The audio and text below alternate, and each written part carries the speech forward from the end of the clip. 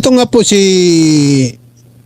Francis Tolentino, mga kababayan, ay pinagre-resign niya po ito ni Robin Padilla, mga kababayan. Alam nyo, ito si Tolentino ay ano po ito, mabait po ito. Mabait po itong senador na to. Kaya nga nakapalagayan ng loob agad ni Pangulong Bongbong Marcos. Okay?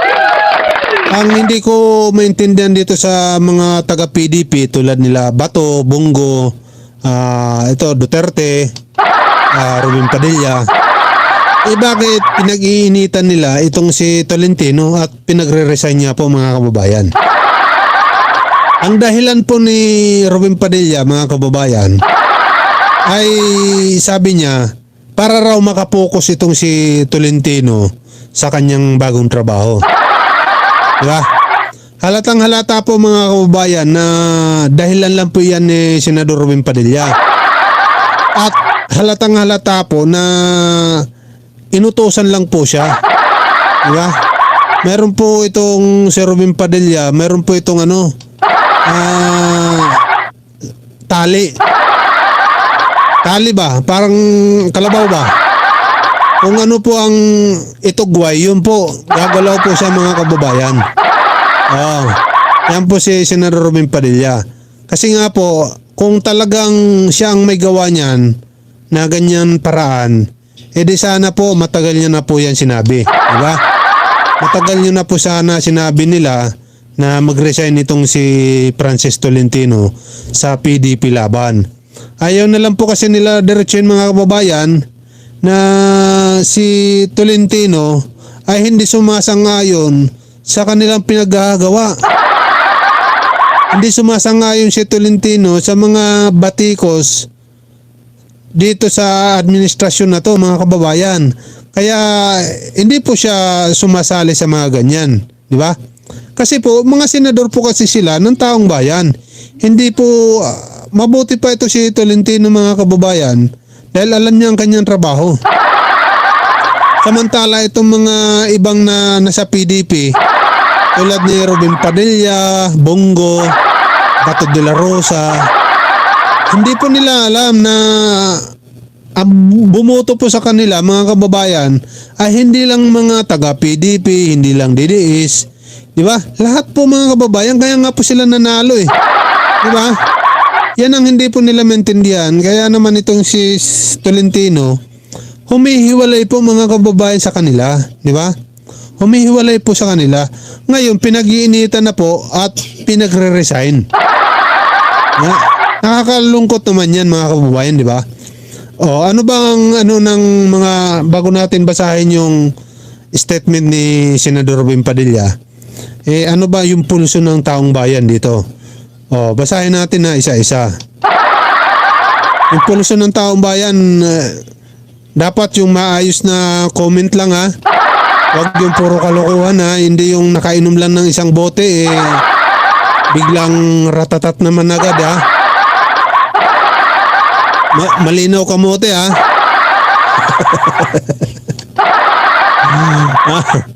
Malinaw yung kamote, ha. Hindi yung paglasing, tulog lang, ha. Wag na wag na mag-inano, ha. Sabi dito, Duterte, wala nang pag-asa makaupo sa bansa. Sabi niya si Rico. Ratske, bihisan mo rin si Renier. Okay. Sige, bihisan natin yan. Pagtulong kay host, happy lang to. Happy lang to all. Thank you, Juan Topis TV. Ratske, bote pa hindi ka nasama sa baha. Hindi, kasi marunong tayo lumangoy, no? Pero tingnan mo yung balat natin, ng itim. Kasi baha, tanga kasi si Robin. Otak din, Duterte, sabaw, sabi ni si Rico.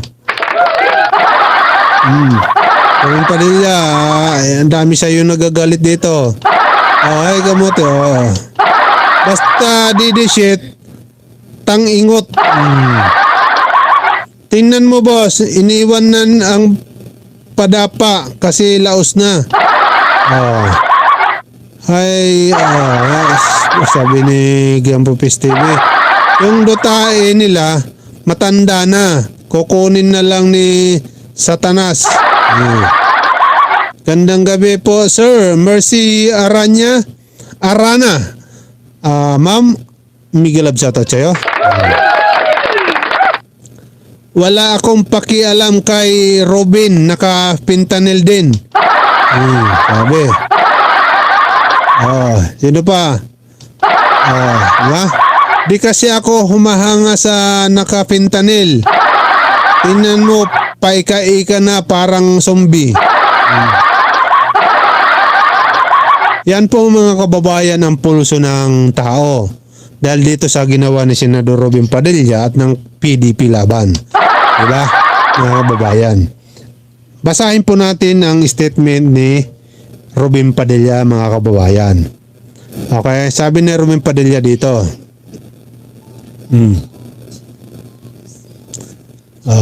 Sabi dito. Basahin ko ha.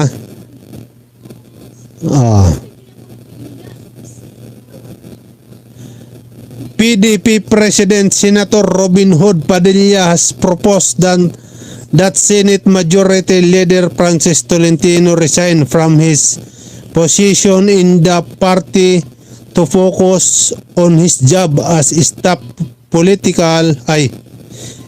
staff official of the upper chamber. Sabi ni Robin Padilla, mga kababayan. Padilla maintained his confidence in Tolentino's qualifications and experience to be a part of the Senate leadership. Gusto nyo basahin ko ito ng salitan nila Robin Padilla? Dahilan sa bagong mandato na inyong hinaharap sa Senado, sabi ni Robin Padilla dito kay Francis Tolentino. Buong pagpapakumbaba kung iminumungkahi na marahil po ay mas makabubuti ang iyong pagbibitiw bilang opisyal at kasapi ng PDP laban. Sabi niya dito kay Robin Padilla, kay Francis Tolentino, mga kababayan, saganang akin. Grabe, parang lang, manhil, parang ani lang, saganang ani. Ganito si Idol magsalita Idol Robin Padilla, Saganang akin. Ibig sabihin daw mga kababayan, sagana siya. Saganang akin po lamang. Ang mungkahing ito po ay upang maiwasan din natin ang pag-question. Kung magkakaroon man sa ating pagiging patas sa pagtugon sa mga isyu. Lalo sa mga usaping pampolitikal, because of your new mandate in the Senate, I humbly propose that it would be good if you resign from PDP laban. This is to prevent questioning of our fairness in addressing issues. Okay? Especially political ones. Padilla said in his letter to Tolentino. Sabi po ni Idol Robin Padilla yan, mga kababayan. O ba? Yan po ang panawagan ni Senador Robin Padilla dito kay Francis Tolentino. Diba? Ang pangit lang po dito, mga kababayan, parehas po silang PDP. Diba? Parehas po sila, isang grupo po sila, pero nagtotoklawan po sila, mga kababayan. Diba? Sino ba ang dito? Sino ba ang nakakahiya? Kayo rin, mga politiko na to. Diba? Kayo rin po ang nakakahiya dito, mga kababayan, mga sir, mga senador. Lalong-lalo na dito sa PDP. Bakit? Kasi po, isang grupo po kayo, pero hindi nyo na lang pinag-uusapan ng table. Diba? Harapan. Hindi yung idadaan nyo pa sa ganito sa social media. Diba? Pwede naman kung sakali meron magtanong sana sa inyo na media, diba? Yun, pwede nyo nasagutin. Hindi yung mag-announce pa kayo na ganito, ay umalis ka na kasi lumalabas na ikaw ay espiya.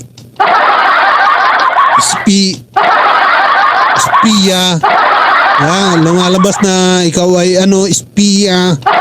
Ayan ang sinasabi nila Banat Bay eh. Di ba? Ibig sabihin mga kababayan, wala na raw po sila tiwala dito kay Francis Tolentino. Kaya naman ang gusto nila tuluyan na po itong umalis para mawala na po ang kanilang pangamba. Yan po mga kababayan. Okay?